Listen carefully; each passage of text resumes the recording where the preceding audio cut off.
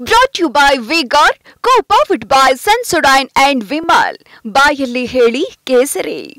Associate sponsor Ultratech Cement. Co-sponsored by Saptagiri NPS University. ಇನ್ನು ಲೋಕಸಭಾ ಚುನಾವಣೆಯ ಫಲಿತಾಂಶ ಜೂನ್ 4ನೇ ತಾರೀಕಿನಂದು ಹೊರಬೀಳುತ್ತೆ. ಈ ಹೊತ್ತಿನಲ್ಲೇ ರಾಜಕೀಯ ನಾಯಕರಿಗೆ ಮತ್ತೊಂದು ಅಗ್ನಿ ಪರೀಕ್ಷೆ ಎದುರಾಗಿದೆ. ಅದು ವಿಧಾನ ಪರಿಷತ್ ಚುನಾವಣೆ. ಅದು ರಾಜ್ಯದ ಮಟ್ಟಿಗೆ ವಿಧಾನ ಪರಿಷತ್ ಚುನಾವಣಾ ಕಾವು ಹೆಚ್ಚಾಗ್ತಾ ಇದೆ.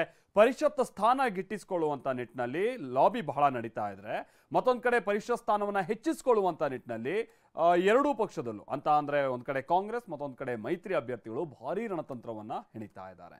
ಕಾಂಗ್ರೆಸ್ನಲ್ಲಿ 7 ಸ್ಥಾನಕ್ಕೆ 100 ಆಕಾಂಕ್ಷಿಗಳಿದ್ರೆ, ಬಿಜೆಪಿಯಲ್ಲಿ 3 ಸ್ಥಾನಕ್ಕೆ 40ಕ್ಕೂ ಹೆಚ್ಚು ಆಕಾಂಕ್ಷಿಗಳು ಲಾಬಿ ಮಾಡ್ತಾ ಇದ್ದಾರೆ.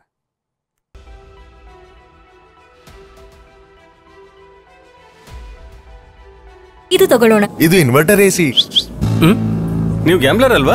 ಗ್ಯಾಮ್ಲರ್ ಜೂಜಾಡ್ತಿರಲ್ವಾ? ನೀವು ಜೂಜಾಡ್ತೀರಾ? ಇಲ್ಲ, ಯಾರು ಏನು ಹೇಳಿದ್ರು ಅಂತ ನೀನು ಎಷ್ಟು ಕಾಸ್ಟ್ಲಿ ಹಾಗೂ ಡೆಲಿಕೇಟ್ ಎಸಿ ತಗೊಂಡು ಸ್ಟೆಬಿಲೈಸರ್ ತಗೊಳ್ಳಿಲ್ಲ ಅಂದ್ರೆ ಇದು ಜೂಜಾಟ ತಾನೇ. ಒಂದೇ ಫ್ಲಕ್ಚುಯೇಷನ್ ಗೆ ನಿಮ್ಮ ಇನ್ವರ್ಟರ್ ಎಸಿಯ ಪಾರ್ಟ್ಸ್ ಡ್ಯಾಮೇಜ್ ಆಗಬಹುದು. ಅದನ್ನು ವಿ-ಗಾರ್ಡ್ ಉಪಯೋಗಿಸಿ ಸುರಕ್ಷಿತವಾಗಿರಿಸಿ. V Guard, India's number 1 stabiliser. ಮೇಲ್ಮನೆಯಲ್ಲಿ ಹಿಡಿತ ಸಾಧಿಸಲು ಬಿಜೆಪಿ ಕಾಂಗ್ರೆಸ್ ರಣತಂತ್ರ. ಪರಿಷತ್ ಪ್ರವೇಶಕ್ಕೆ ಲಾಬಿ, 7 ಸ್ಥಾನಕ್ಕೆ 100 ಆಕಾಂಕ್ಷಿಗಳ ಕ್ಯೂ.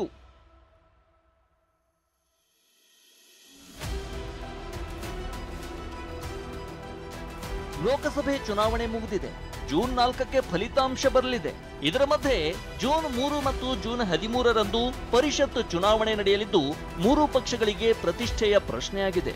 ಮೇಲ್ಮನೆಯಲ್ಲಿ ಹಿಡಿತ ಸಾಧಿಸಲು ಬಿಜೆಪಿ ಜೆಡಿಎಸ್ ಒಂದ್ ಕಡೆ ರಣತಂತ್ರ ರೂಪಿಸುತ್ತಿದ್ರೆ, ಮತ್ತೊಂದ್ ಕಡೆ ಕಾಂಗ್ರೆಸ್ ಕೂಡ ಕಸರತ್ತು ಮಾಡ್ತಿದೆ. ಆದರೆ ವಿಧಾನಸಭೆಯಿಂದ ವಿಧಾನ ಪರಿಷತ್ಗೆ ನಡೆಯುವ ಚುನಾವಣೆಗೆ ಅಭ್ಯರ್ಥಿಗಳ ಆಯ್ಕೆಯೇ ಕಾಂಗ್ರೆಸ್ಗೆ ತಲೆಬಿಸಿಯಾಗಿದೆ.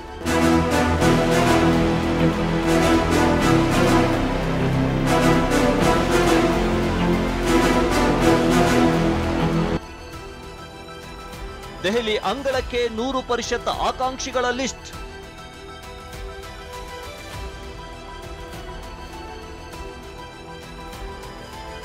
ಮೇಲ್ಮನೆಯ 11 ಸ್ಥಾನಗಳಿಗೆ ಜೂನ್ 13ರಂದು ಚುನಾವಣೆ ನಡೆಯಲಿದ್ದು, ನಾಮಪತ್ರ ಸಲ್ಲಿಕೆಗೆ ಜೂನ್ 3 ಕೊನೆಯ ದಿನಾಂಕವಾಗಿದೆ. ಇದರಲ್ಲಿ 7 ಸ್ಥಾನ ಗೆಲ್ಲೋಕೆ ಕಾಂಗ್ರೆಸ್ಗೆ ಅವಕಾಶವಿದೆ. ಆದರೆ ಈ 7 ಸ್ಥಾನಕ್ಕೆ 100ಕ್ಕೂ ಹೆಚ್ಚು ಆಕಾಂಕ್ಷಿಗಳು ಟವೆಲ್ ಹಾಕಿದ್ದಾರೆ. ಹೀಗಾಗಿ ಮೇ 28 ಮತ್ತು 29ರಂದು ದೆಹಲಿಗೆ ತೆರಳೋಕೆ ಸಿಎಂ ಡಿಸಿಎಂ ಸಜ್ಜಾಗಿದ್ದು, ದೆಹಲಿಯಲ್ಲೇ ಅಭ್ಯರ್ಥಿಗಳ ಹೆಸರು ಫೈನಲ್ ಆಗುವ ಸಾಧ್ಯತೆ ಇದೆ. ಹೀಗಾಗಿ ಆಕಾಂಕ್ಷಿಗಳ ದಂಡೆ ಡಿಕೆ ಮನೆಗೆ ಭೇಟಿ ನೀಡುತ್ತಿದ್ದು, ಲಾಬಿ ಮುಂದುವರೆಸಿದ್ದಾರೆ.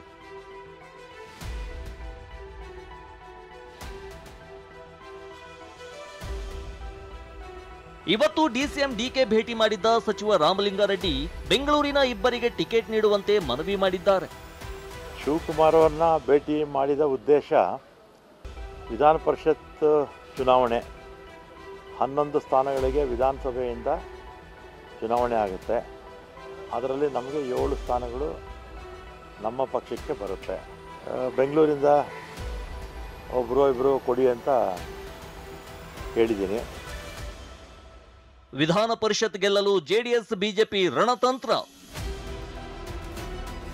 ಇತ್ತ ವಿಧಾನ ಪರಿಷತ್ ಚುನಾವಣೆ ಗೆಲ್ಲೋಕೆ ದೋಸ್ತಿ ನಾಯಕರು ಇವತ್ತು ಮೊದಲ ಸಮನ್ವಯ ಸಭೆ ನಡೆಸಿದ್ರು. ಸಭೆಯಲ್ಲಿ ಜೂನ್ 3ರಂದು ನಡೆಯುವ ಶಿಕ್ಷಕ ಮತ್ತು ಪದವೀಧರ ಕ್ಷೇತ್ರಗಳನ್ನ ಗೆಲ್ಲೋಕೆ ರಣತಂತ್ರ ರೂಪಿಸಲಾಯಿತು.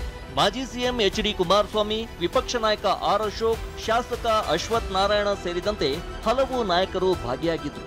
ಸಭೆಯಲ್ಲಿ ಮೈತ್ರಿ ಅಭ್ಯರ್ಥಿ ಗೆಲುವಿಗೆ ವಾಗ್ದಾನ ಮಾಡೋದರ ಜೊತೆಗೆ ಕಾಂಗ್ರೆಸ್ ವಿರುದ್ಧವೂ ವಾಗ್ದಾಳಿ ನಡೆಸಿದ್ರು. ವಿಧಾನಸಭೆಯಲ್ಲಿ ಕೈ ಎತ್ತಿದ್ರಲ್ಲ, ಏನೋ ಜೋಡೆತ್ತು ಅಂತ ಎಲ್ಲಿಗೆ ಹಾಕಿದ್ರು ಗೊತ್ತಾಯ್ತಲ್ಲ. ಈಗ ಕೆಲಸ ಆಗ್ಬೇಕಾದ್ರೆ ಕೈ ಎತ್ತು, ಕೆಲಸ ಆದ ತಕ್ಷಣ ಚೂರಿ ಹಾಕು. ಇದು ಕಾಂಗ್ರೆಸ್ ಅವರ ಸಂಸ್ಕೃತಿ. ಕಾಂಗ್ರೆಸ್ನಿಂದ ಏನೇ ಬೇಕಾದರೂ ಅವರು ಆಮಿಷಗಳನ್ನು ಹೋಗ್ಲಿ, ಈಗಾಗಲೇ ದುಡ್ಡಿಗೆ ಯಥೇಚ್ಛವಾಗಿ ಖರ್ಚು ಮಾಡ್ತಾರೆ. ಅವರಲ್ಲಿ ದುಡ್ಡಿನ ಕೊರತೆ ಇಲ್ಲ. ಇದನ್ನು ಮೆಟ್ಟು ನಿಲ್ಲಬೇಕು ಅಂದರೆ ನಿಮ್ಮ ಶ್ರಮ ಇವತ್ತು ಮುಖ್ಯವಾಗಿರ್ಬೇಕಂತ. ಪರಿಷತ್ ಗೆಲ್ಲೋಕೆ ನಾನಾ ರಣತಂತ್ರಗಳು ನಡೆಯುತ್ತಿವೆ. ಜೊತೆಗೆ ಬಿಜೆಪಿ ಕಾಂಗ್ರೆಸ್ಗೆ ಬಂಡಾಯ ಬಿಸಿಯೂ ತಟ್ಟುತ್ತಿದೆ. ಸದ್ಯ ಒಟ್ಟು 17 ಕ್ಷೇತ್ರಗಳಲ್ಲಿ ಯಾರು ಎಷ್ಟು ಸ್ಥಾನ ಗೆಲ್ತಾರೆ ಅನ್ನೋದು ಕುತೂಹಲ ಮೂಡಿಸಿದೆ. ಅನಿಲ್ ಕಲ್ಕೆರೆ ಜೊತೆ Iranna Basava, ಟಿವಿ9 Bengaluru. Brought you by V-Guard, co-powered by Sensodyne and Vimal. ಬಾಯಲ್ಲಿ ಹೇಳಿ ಕೇಸರಿ. Associate sponsor Ultratech Cement. Co-sponsored by Saptagiri NPS University.